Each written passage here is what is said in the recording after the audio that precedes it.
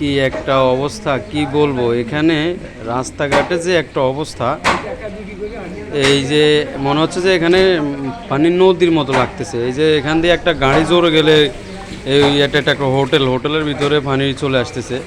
মানুষের হাঁটার কোনো জায়গা নাই। রাস্তাটা এত ভয়াবহ অবস্থা, দেখেন কতটুকু পানি জমছে। পার্লামেন্ট সদস্যরা পার্লামেন্টে দাঁড়িয়ে দাঁড়িয়ে ঝগড়া করতেছে, একটা আরেকটা দোষ ত্রুটি ধরতেছে, আর এদিকে রাস্তা এবং দেশের কী যে হাল। এখন এই জন্য মানুষে বলে যে আগেই ভালো ছিল।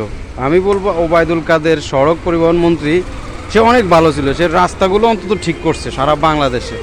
আর বর্তমান সড়ক যোগাযোগ ও সড়ক পরিবহন মন্ত্রী যারে দিছে, সে সে কী করে? সে তো রাস্তা নিয়ে কোনো তার মাথা ব্যথা নেই। সে আমার মনে হয় না কোথাও রাস্তা পর্যবেক্ষণ করছে, কিন্তু ওবায়দুল কাদের সারা বাংলাদেশে বিভিন্ন জায়গায় গেছে, রাস্তা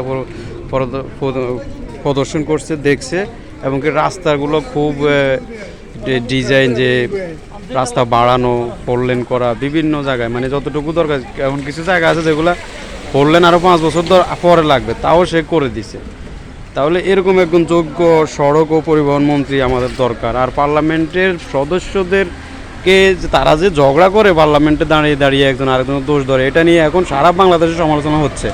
এই ঝগড়া করার জন্য তো তাদেরকে জনগণ পার্লামেন্টে পাঠায়নি। জনগণ সবাই কি বলেন, আপনারা কি বলেন? ঝগড়া করার জন্য কি আপনারা সদস্যদেরকে পার্লামেন্টে পাঠাইছেন, নাকি দেশের উন্নয়ন করার জন্য?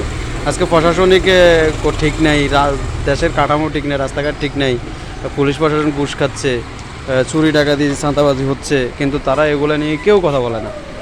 সবাই একটু ভিডিওটা শেয়ার করবেন আর আপনাদের মতামত জানাবেন। আপনারা কি পার্লামেন্টে ঝগড়া করার জন্য তাদেরকে পাঠাইছেন, না দেশের উন্নয়ন করার জন্য পাঠাইছেন? সবাই মতামত জানাবেন।